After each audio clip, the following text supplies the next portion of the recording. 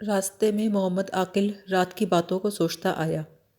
گھر میں پہنچا تو ماں نے دیکھا کہ اس کے چہرے پر فکر و تردد معلوم ہوتا ہے۔ سمجھا ضرور آج سسرال میں لڑا۔ پوچھا محمد عاقل آخر میرے کہنے پر عمل نہیں کیا؟ محمد عاقل نے کہا اماں سچ کہتا ہوں لڑائی بھڑائی کچھ بھی نہیں ہوئی۔ ماں نے کہا پھر سست کیوں ہے؟ کہنے لگا کچھ بھی نہیں، سوتا اٹھ کر آیا ہوں، اس سبب سے شاید آپ کو میرا چہرہ اداس معلوم ہوتا ہوگا۔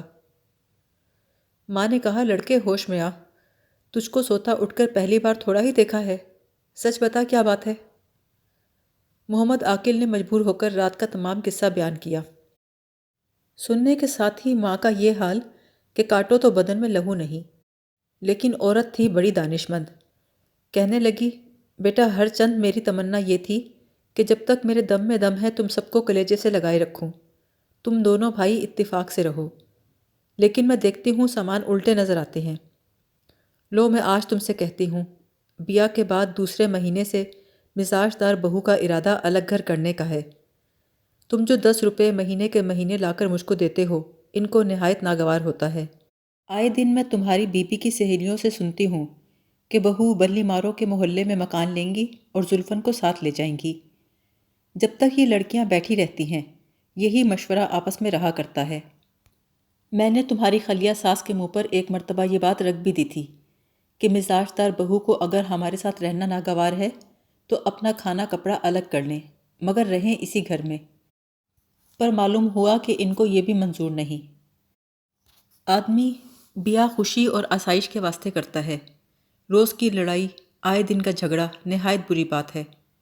اگر تمہاری بیوی کو یہی منظور ہے اور الگ رہنے سے ان کی خوشی ہے تو بسم اللہ، ہم کو عذر نہیں۔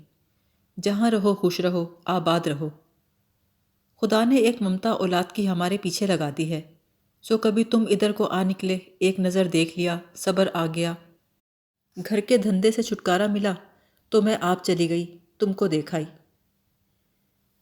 یہ کہنا تھا کہ محمد عاقل کا جی بھر آیا، بے اختیار رونا شروع کیا۔ سمجھا کہ آج ماں سے جدائی ہوتی ہے۔ ماں بھی روئی۔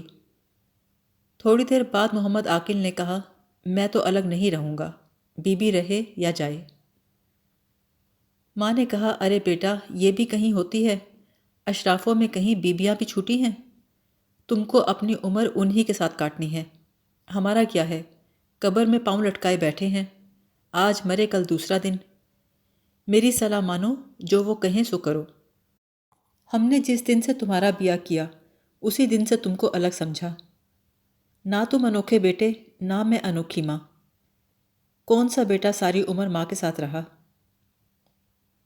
محمد عاقل نے دوستوں سے صلاح پوچھی، سب نے یہی کہا کہ رفع فساد بہتر ہے، اور ساتھ رہنے پہ کیا منحصر ہے، ماں سے الگ رہو اور ان کی خدمت و اطاعت میں کمی نہ کرو۔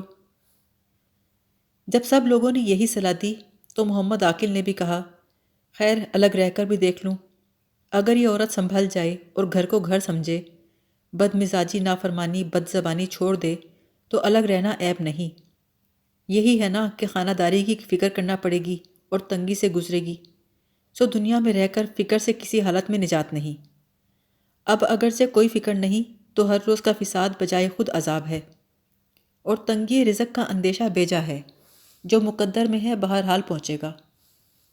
یہ سوچ کر محمد عاقل نے الگ ہونے کا ارادہ کیا۔ اتفاق سے اسی مکان سے متصل ایک مکان خالی تھا، 1 روپیہ ماہواری کرائے پر ٹھہرا لیا، کنجی لے لی اور سسرال کہلا بھیجا کہ مکان قرار پا گیا ہے، اب آؤ تو نئے مکان میں اٹھ چلیں، اور اپنی ماں سے بھی کہہ دیا کہ یہی تارکش والا مکان لے لیا ہے۔ ماں نے مزاج دار بہو کا جتنا اسباب تھا، کپڑوں کے صندوق، برتن، فرش، مسہری، پلنگ، سب علیحدہ کوٹری میں رکھوا دیا۔ شام کو اکبری خانم آ پہنچی۔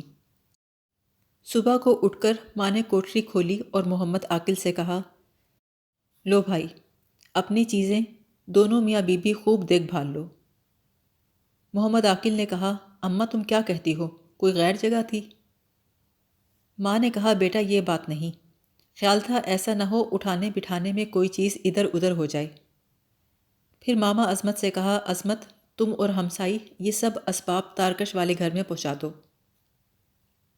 اکبری کی سہیلیاں چنیا، رحمت، زلفن، سلمتی آ پہنچی اور بات کی بات میں سارا اسباب اٹھا کر ادھر سے ادھر لے گئیں۔